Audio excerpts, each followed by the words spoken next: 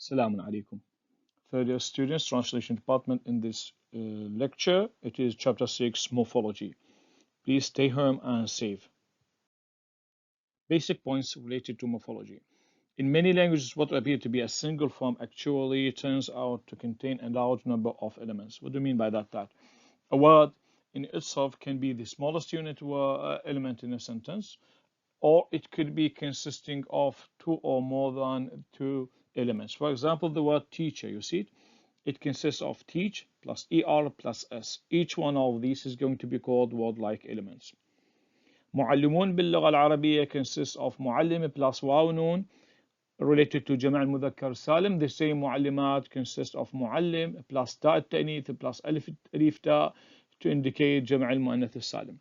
Despite the differences between English and Arabic, these classify they're clearly to be there's a kind of similarity between them. That we have either a word could be the smallest unit of element or a word consisting of a number of elements. Perhaps a better way of looking at these things is to understand the number or the ways in which we are able to classify these words and to as we are able to combine words into and to make a words, should be able to analyze words to the smallest elements. Morphology. Classifying teacher into teach plus er plus s, activist into act IVE IST plus s, معلمات into معلم plus تاء التانيث plus at are example of investigating or analyzing larger elements, larger words into their smallest ones and these smallest elements, and this is called, or this is the function of morphology. Morphology has been used to describe the types of investigation that analyze all those basic elements used in a language. And also morphology is defined as the process whereby the smallest elements of the word are reached, or it is the way we analyze or classify words into their smallest way. Okay. What we have been described earlier as elements like words is going to be called morphemes. So we have teachers consist of three morphemes: teacher plus er plus s, and activist consists of four morphemes: act plus iv plus ist, and the same for معلمات consists of three morphemes: معلم and ta التانيث and alif ta. We can recognize that English words, so for example, talks, talker, talk, talking, all of them having the same root, the same base form, which is talk, and we have other elements added to it in order to form these words. All of these elements are going to be described as morphemes. So morphemes is defined as the minimal unit of meaning or grammatical function, or it is the smallest unit in a language. You see that we have seen that the morpheme can be of two types. It could be a unit of meaning or could be a grammatical function, and we are going to understand that later. What do you mean by grammatical function? It includes forms we add to the words in order to form or to make a change in the tense or to change in number. For example, we add S الشخص الثالث, third person singular S, or we add S plural for what? For changing from singular to plural, changing from singular from a present for singular and the present for plural. Renewed, for example, consists of one minimal unit of meaning, which is new, plus another unit of meaning, which is re, to mean again, and one unit of grammatical function, so ed. So from here, you need to identify what is meant by morphemes related to grammatical function and morpheme related to units of meaning. For example, the word terrorist has two units of meaning, which is tor and ist. Since ist we added to the word in order to form a person who does, and the plus one grammatical unit, which is plural s. Classification of morphemes. Morphemes classified into two basic forms, which is free morphemes and bound morphemes. And we are going to understand what do you mean by a free morpheme and bound morpheme. Free morphemes are morphemes that can stand alone by themselves.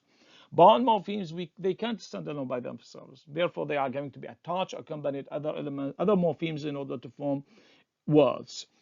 Free morphemes are going to be classified into lexical morphemes and functional morphemes. Bound morphemes are going to be classified into inflections and derivations, or inflectional morphemes, derivational morphemes. And we know that derivational morphemes are in turn are going to be classified into prefixes and suffixes. Prefixes are additives. We add them to the beginning of the sentence, and suffixes we are going are additives. We are adding them to the end of the words. Types of morphemes. Morphemes are of two types, free morphemes and bound morphemes. Free morphemes are those elements that can stand by themselves as single words. For example, new and talk. These are free morphemes. Okay.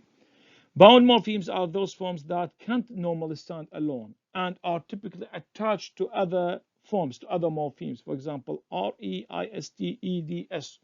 So all of these are called bound morphemes. We can say that all prefixes and suffixes are bound morphemes, and all other words attached by prefixes and suffixes are going to be called the free morphemes. All affixes, you see, prefixes and suffixes in English are bound morphemes. The free morphemes can generally be identified as the set of separate English word forms, such as basics. So free morphemes are what? Are nouns, adverbs, adjectives, verbs, articles, conjunctions, subordinators. All of these are going to be called free morphemes. Why? Because they can stand alone. For example, the definite article, the and indefinite article, a and, since there is a possibility to put a space in a printing or in handwriting between the word and the next word. Stems.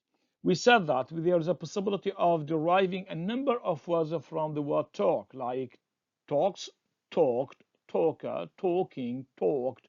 So we are going to call talk here as a stem, and the others are additives. So you see here, when elements are used with bound morphemes attached to the basic word unit is going to be called stem. In the two examples, we have unaddressed and carelessness. We have unaddressed. In fact, the main word, the original word, the stem here is dress. Then we added ed, dressed, and then we added the prefix an. Also, we have care, then we have careless, and then we have carelessness. So care and dress are called the stem. Bound stems. There are a number of English words in which the elements treated as the stem is not in fact a free morpheme. So there is a possibility now to classify stems into free stems and bound stems. Free stems are those that when we derive the prefixes and suffixes from them, they are going to stand as a free morpheme. Bound stems that are not the opposite. When we derive or we take off the prefixes and suffixes from them, the result is not going to be free morpheme. They are not going to be used alone. For example, receive, reduce, repeat. Try to take off, delete, omit, re from the beginning of these words. You have sieve and use and repeat. Have you ever seen these three forms? Never. We haven't used them alone. So these are called bound stems.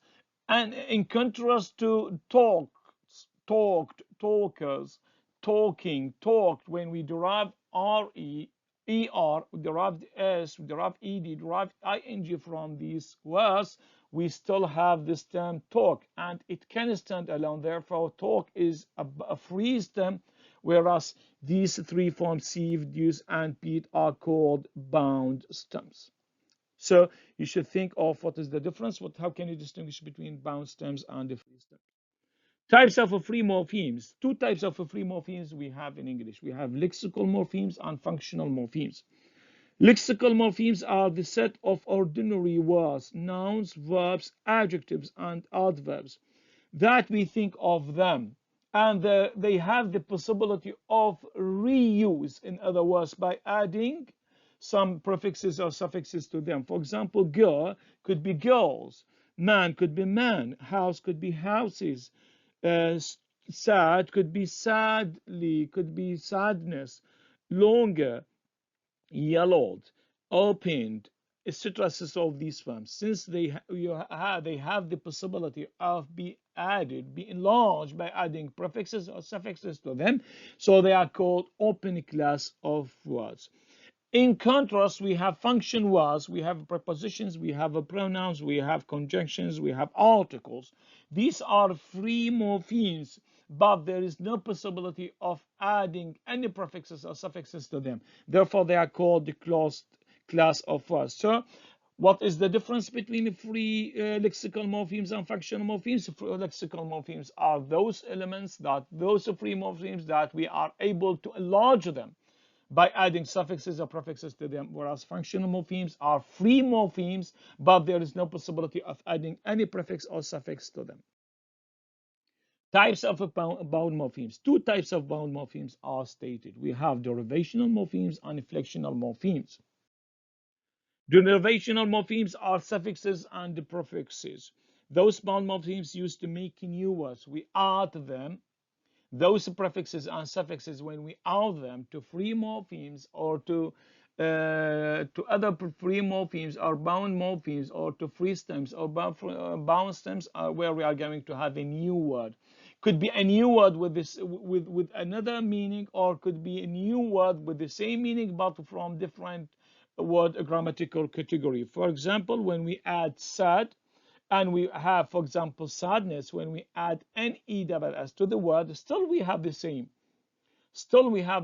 meaning, hazin and al-huzn, but there is a change of the grammatical category from adjective into noun. So these are called derivational morphemes, like we talked about care, and we said careless, careful, and carelessness. All of these are called derivational morphemes. So if these are derivational morphemes, what are inflectional morphemes?